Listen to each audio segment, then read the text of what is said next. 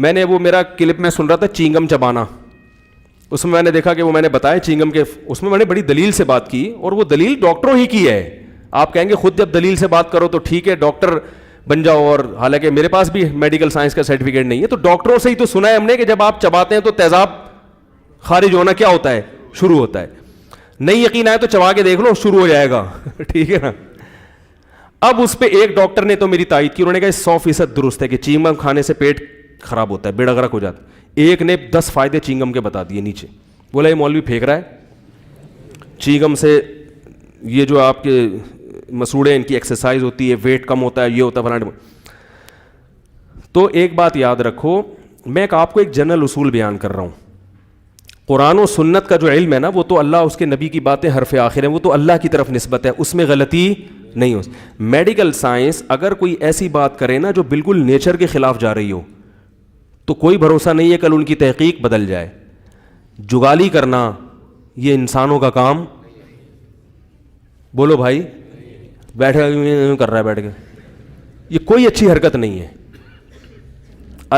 دانتوں کی ورزش کے لیے دیکھو, ہم لوگوں کو کہتے ہیں ٹانگوں کی ورزش کرو, کیوں؟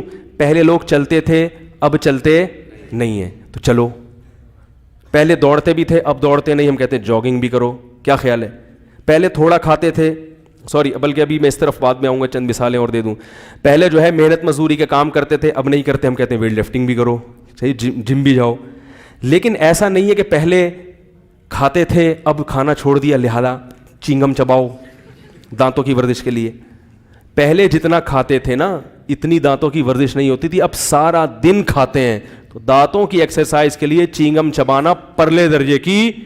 اب تو دانتوں کو آرام دینے کی ضرورت ہے کہ تھوڑی دیر تو چپ کرے بیٹھا رہے.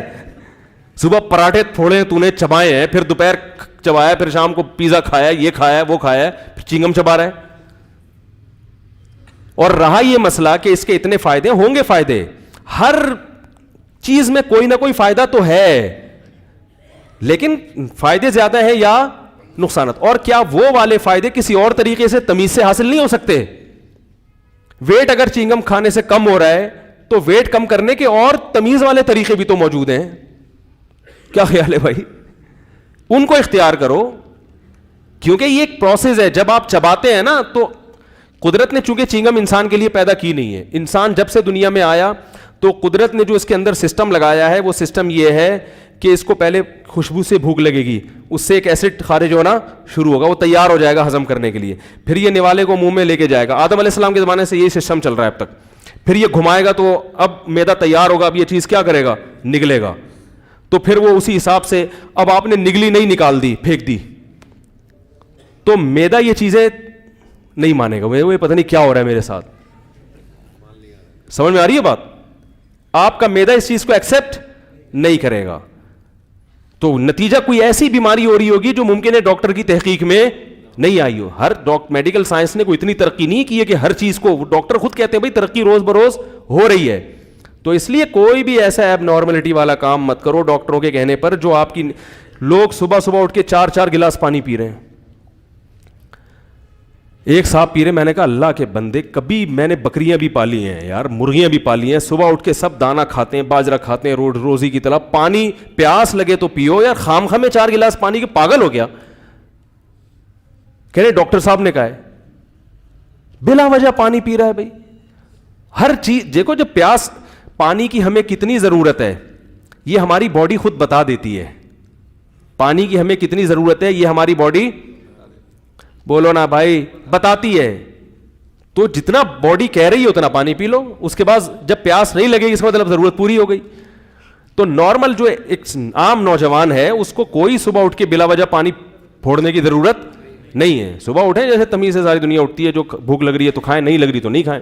ہاں کوئی بیماری ہو, بیماری میں تو پھر آپ کو روٹین سے ہٹ کے چلنا پڑتا ہے نا. جیسے شوگر ہے کسی کو, کولیسٹرول لیول بہت زیادہ بڑھ گیا ہے, اس کو ڈاکٹر یا کوئی حکیم کہہ دے بھائی پانی بڑھاؤ, یا گردے آپ کے خراب ہو رہے ہیں تو فلٹر کے لیے اس کی ضرورت ہے, تو ایک بیماری کے طور پر ٹھیک ہے.